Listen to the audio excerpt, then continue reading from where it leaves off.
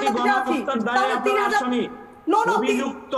3000 পুলিশের প্রাণ যে মারছে সেটা হত্যা তো, ভারতের প্রেসক্রিপশনে হেফাজত ইসলামের হত্যা করেছিলেন ভারতের প্রেসক্রিপশনে। 24-এর গণ অভ্যুত্থানে 2000-এর অধিক মায়ের সন্তানকে হত্যা করেছেন সেটা আমরা জানি। কিভাবে হত্যাটা হয়েছে সেটা সবাই জানে। নির্বাচনবিহীন একটা দেশ দাদা, আপনারা জানেন না আমরা কি অবস্থায় আছি। যারা আমরা বাংলাদেশে বসবাস করছি আমাদের জীবনের নিরাপত্তাহীনতা তো 24 ঘন্টা আমরা ভুগছি, এবং আমরা অবাক হয়ে যাচ্ছি যে আওয়ামী লীগ বলে বলে এখন আমাদের ছেলেদেরকে মারতেছে। নাকি ভারতের কোন নারীকে ময়ূরক আওয়ামী লীগের নেত্রী বানিয়ে সামনে উপস্থাপন করছে? আমি দাদা আমরা বাংলাদেশে আছি, ইনশাআল্লাহ আমরা বাংলাদেশে কোথাও যাব না। বাংলাদেশ থেকে কেন আমাদের দেশে আমি যাব? এটা আমার দেশ।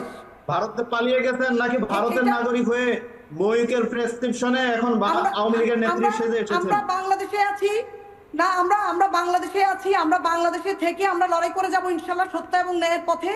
এবং আমরা যে মব জাস্টিস দাবি, যে আওয়ামী লীগের লোকদেরকে গণহত্যা করছে 2001 থেকে আসার পরে, উনারা 2001-এর পর থেকে উনারা 26,000 লোক মারছেন আমাদের আওয়ামী লীগের।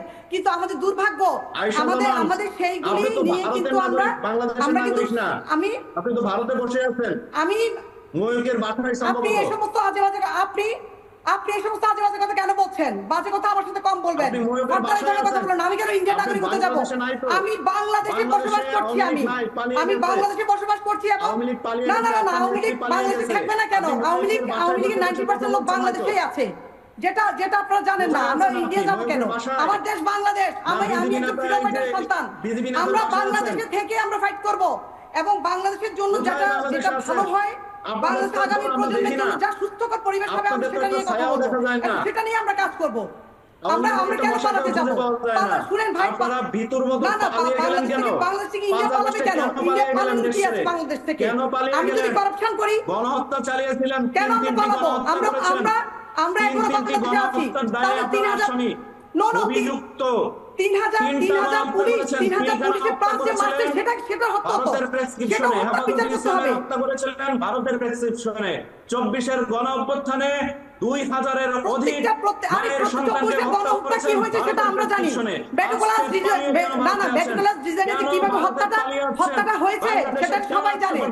আরে ভাই, আপনাদের বৈষম্যবিরোধী ছাত্র আন্দোলন ছেড়াই বলতেছে বলুন আপনাদের কেন দেশে ফিরে আসতে পারেন না? পালিয়ে যায় নাই, অসম্ভব। উনি দেশের স্বার্থে, জনগণের স্বার্থে উনি লাশ দেখতে চায় না, উনি চলে গেছেন। আপনারা ভারতের নাগরিক, ভারতে চলে গেছেন। বাংলাদেশের নাগরিক আপনারা নয়, ময়ূকের বাড়িতে থাকেন। আমরা বাংলাদেশের নাগরিক, আমরা বাংলাদেশে আছি ভাই। মোদির বাড়িতে থাকেন, আমরা বাংলাদেশে আছি, বাংলাদেশে থাকবো ইনশাআল্লাহ। বাংলার মাটিতে যদি আমাদের কবর হয় দাফনে, আমরা সে বাংলাদেশে বসবাস করবো। কেন আমার দেশ ছেড়ে আমি পালানোর মতো কাজ করি নাই। আপনাদের মতো আর গণহত্যার কথা বলছেন যে আপনারা গণহত্যার কথা কি বলছেন? আপনারা করছেন গণহত্যা, এবং আপনার ইউনুস সাহেব কি কিন্তু বলছেন মেটিকুলাস ডিজাইনে, কিন্তু এটা মেটিকুলাস ডিজাইনে আপনারা সেখানে এই প্ল্যান করে এই হত্যাগুলি করছেন ছেলেদেরকে। তাহলে কেন পোস্টমর্টম হলো না? আমরাও চাই সঠিক বিচার হোক। প্রত্যেকটা বিচার প্রত্যেকটা হত্যার বিচার হবে ভাই। আমাদের প্রত্যেকটা জিনিস ক্লিয়ার করে আসতে হবে।